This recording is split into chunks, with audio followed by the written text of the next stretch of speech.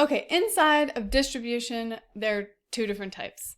There's the type that you guys learned recently, where you have something on the outside, just one thing on the outside, and you carry it over into the stuff on the inside. Then there's this type, which has two sets of parentheses. It's a big differentiator, right? The other set had one set of parentheses. This set has two sets of parentheses here.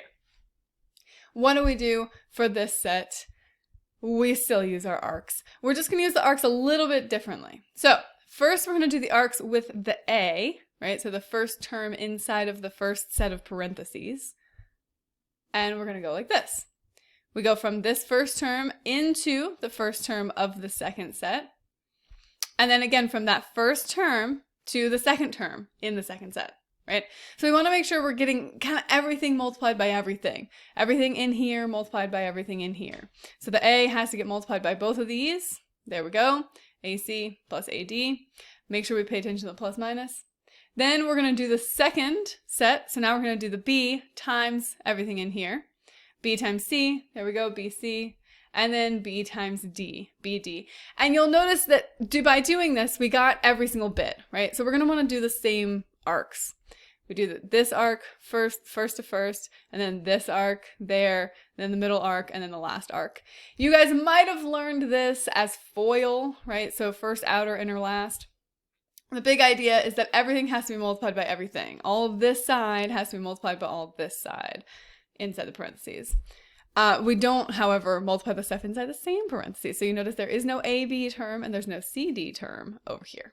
Just the parentheses across, the arcs across. So what do we do if we have something, let's say, even more exciting?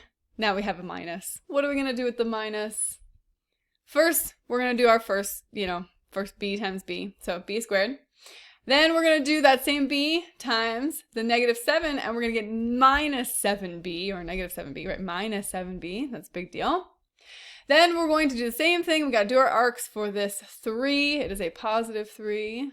So we do 3. We're going to get plus 3B. There we go. 3 times B is 3B. And then we're going to do that plus 3 times minus 7, which equals negative 21. So we're going to have a minus 21. This process is the same.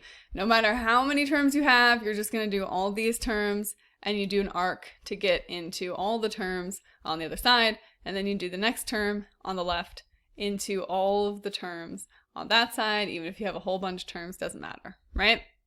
So we're going to practice a whole bunch with this. It's going to be super intense.